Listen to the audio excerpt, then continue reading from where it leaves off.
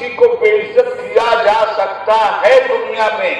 وہ سب کچھ ان بے عزت لوگوں نے اس باعزت رسول کے ساتھ کیا تھا۔ تو جب گئے واپس آئے، حبیب میں سو رہے تھے، ایک روایت ہے کہ اپنی پھوپھی ذات بہن کے ہاں سو رہے تھے، ایک روایت ہے کہ حجر میں سو رہے تھے، مگر ٹوٹے ہوئے 70,000 فرشتوں کے ساتھ ایک سواری براق لے کر مکے کی دھرتی پہ نازل ہوتے ہیں اور کہتے ہیں اے مصطفیٰ، زمانے میں تو آپ کو نہیں پہچانا، آئیے چلیے عرش والے بےتاب ہے آپ کی عزت کرنے کے لیے، اس زمانے میں تو آپ کو پتھر مارا ہے، عرش کے فرشتے آپ پر پھول برسانے والے اعلیٰ میں رہتی ہے، یا رسول اللہ آپ کے اوپر درود و سلام کے گلدستے نچھاور کرنے کے لیے تیار ہے، مصطفیٰ اٹھیے، رب نے آپ کو بلایا ہے۔ جب اتنا ٹوٹ گئے مصطفیٰ تو رب العالمین نے دل جوئی کا پھر غور پڑھیا۔ قرآن کریم کہتا ہے میرے حبیب یہ آپ کو گالی میری وجہ سے دے رہا ہے، اس کے بعد آپ کی کوئی ذمہ داری نہیں۔ حضرات یہ تھا وہ ہو چکا منظر جس میں معراج کی نوید مسرت رسول اللہ کو سنائی گئی۔ میں نے سوچا کہ پہلے ذرا میں آپ کے سامنے تاریخ کا پس منظر رکھوں۔ اب معراج میں سمجھنے کے لیے ہمارے سامنے 3 حصے ہیں۔ دوسری ہے معراج اور تیسری ہے اعراج۔ بندے کو رات کے ایک قلیل حصے میں مسجد الاقصی، مسجد حرام سے مسجد اقصی تک، من المسجد الحرام الى المسجد الاقصی، پاک ہے وہ ذات جو لے گئی اپنے بندے کو رات کے ایک مختصر حصے میں مسجد تک۔ یہ زمین کا سفر قرآن کریم میں بیان کیا کر کے رہ گیا ہے، نالین پیر سے چپک کر کے رہ گیا ہے، مردہ سمجھ کر کے ظالموں نے چھوڑا۔ ایک بات عرض کروں آپ سے، حضور سے پہلے کے انبیاء کی نگاہ کی تاریخ پہ نگاہ ڈال لیجیے۔ حضرت آدم آئے ہیں ہندوستان جیسی سرسبز و شاداب زمین، انڈیا میں اتارے گئے تھے، سرانڈیپ میں اتارے گئے تھے جو زمانے میں ہندوستان کا حصہ تھا۔ جناب نوح علیہ السلام پہاڑوں کی زمین پہ آئے، جناب ابراہیم علیہ السلام پہاڑوں کی زمین پہ آئے، جناب یعقوب علیہ السلام پہاڑوں کی زمین پہ آئے، جناب یوسف علیہ السلام پہاڑوں کی زمین پہ آئے، جناب سلیمان علیہ السلام، جناب داؤد علیہ السلام، جملہ انبیاء بنی اسرائیل پہاڑوں کی سرزمین پہ آئے، سرسبز و شاداب زمین پہ آئے، دجلہ اور فرات کے دوآبے پہ آئے، عراق کے نخلستانوں میں آئے ہیں، مگر میرے مصطفیٰ کو جب رب نے بھیجا، اپنے حبیب کو جب رب نے بھیجا تو دوآبے پہ نہیں بھیجا، صحرا میں بھیجا۔ اپنے حبیب کو جب بھیجا تو پہاڑوں کی زمین پہ نہیں بھیجا، بنجر دھرتی پہ بھیجا، پتھروں کی زمین پہ بھیجا۔ اور پھر کیسی پتھروں کی زمین؟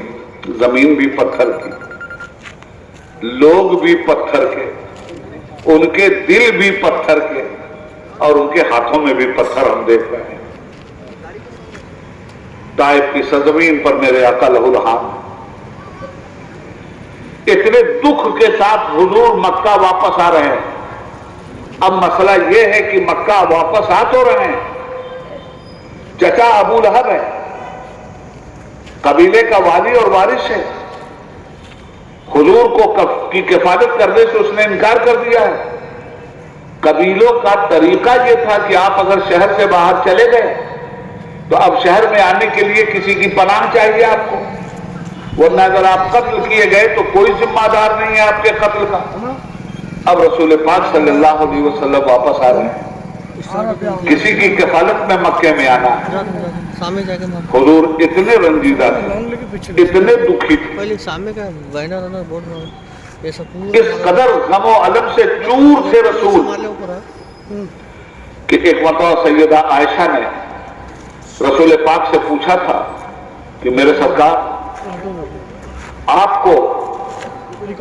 سب سے زیادہ تکلیف کب پہنچی اور کہاں پہنچی؟ हुजूर ने फरमाया आयशा आज भी ताइफ वालों के को कबूल फरमा, हम लोगों की आमीन को कबूल फरमा, हम मुसलमानों को मेराज वाले आका के सदक़े में सही मानों में मुसलमान बना दे। या अल्लाह मेराज की नेमत नमाज को सीने से लगाने की तौफीक अता फरमा। सल्लल्लाहु अलैहि वालिहि वसल्लम अजमईन बिरहमतिका या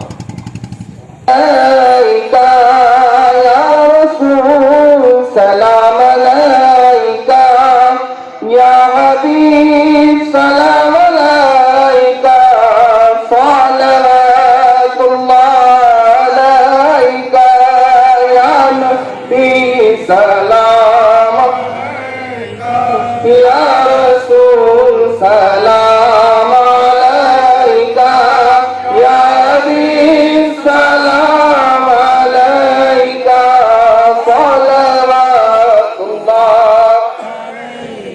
रहमतों के ताज वाले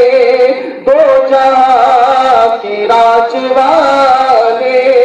अर्श की मेराज वाले आसियों की लाज वाले या नबी सलाम अलैका या रसूल सलाम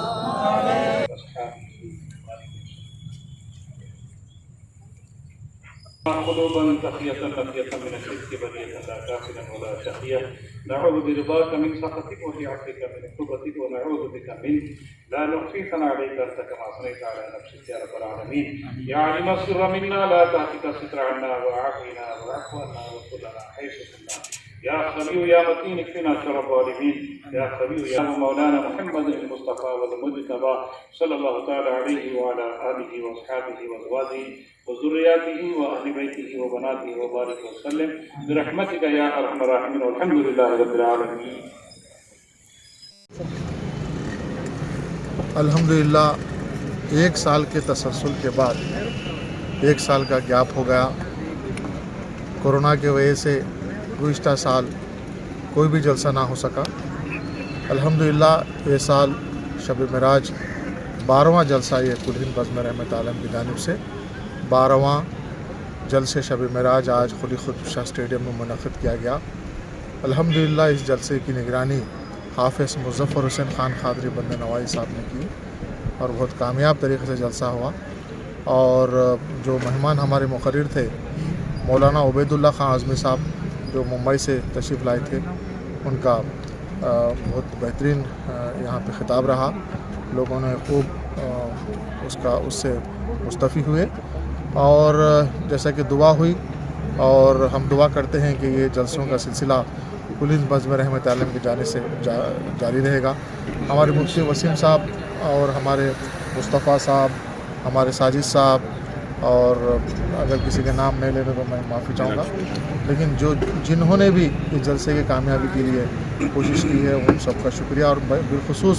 मैं हमारे पुलिस डिपार्टमेंट का शुक्रिया इसलिए करना चाह रहा हूँ क्योंकि आज शिवरात्रि थी और क्योंकि ये साउथ जोन है और थोड़ा हसास ये इलाक़ा है, उसके बावजूद भी हमारे DCP साहब, CP साहब और यहाँ के ख़ासकर हमारे अंजाय ACP साहब और हमारे